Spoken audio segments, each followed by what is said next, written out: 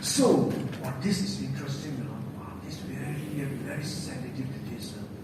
It is not only in souls or in people as individuals that Satan's activities take place, although it may be there that these activities come into the open.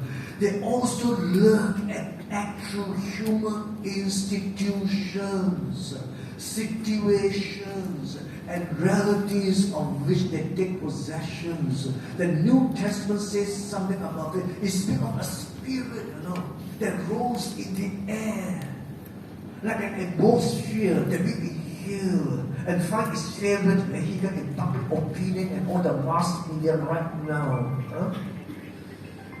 There is this author, H. I just quote him.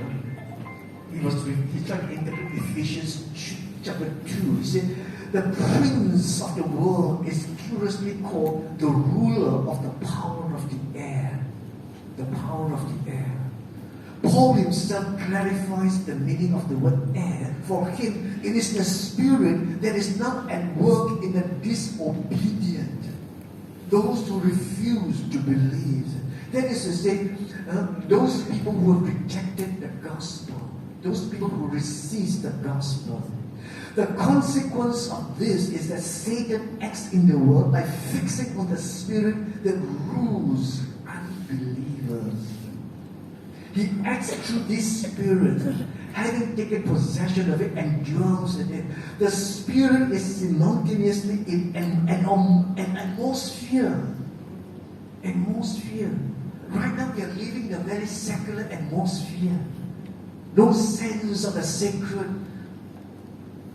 In Europe also, even church also, the church, don't know what kind of dress we wear inside the church also. No sense of the sacred inside the church also like that. Atmosphere.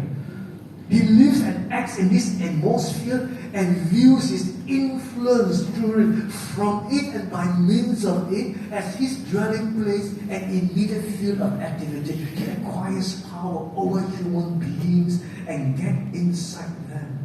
This is not, of course, his only way, but it is clear the one he prefers as the most effective way of extending his power. He becomes a spirit of great historic intensity from which an individual finds it hard to escape. They cannot escape from that atmosphere everywhere you go, shopping center, wherever you go. The spirit of secularism, etc., etc. That one should conform to the spirit of the times and do not conform to this age. People regard as office to act or think or say anything contrary to it is regarded as folly or even as wrong or as a crime. So people no longer dare to confront things, situations. Most particularly life itself in the different way that the spirit of the age presents. They conform, they adapt, conform. The hidden ruler of this world, hidden precisely in the spiritual air, in the atmosphere of various periods, makes the world and existence appear in its own perspective by making use of this atmosphere which it controls. Actually, just as I mentioned, which are our three spiritual enemies? The world, the flesh, and the devil. This is the world. Everything, institutions, it is contrary to the values of the gospel. The world, the spirit, the worldly spirit, even the Pope don't say we need reunion. We are very worldly, church has become worldly, Christians have also become worldly. This is the worldly spirit. We have conformed to the world already. So we may have Christ's unction. He teaches everything by the light of Christ. We find John chapter 2:20. But we also have the Antichrist unction, which teaches everything, gives everything its own diabolic interpretation, and so to speak, the satanic side of things. And this deadly unction permeates everything, sticks to everything, and becomes the spirit of the particular age. So when St. Paul exhorts us in Romans 12:2 not to conform this world or to the spirit of the age, This is the spirit to which he is referring.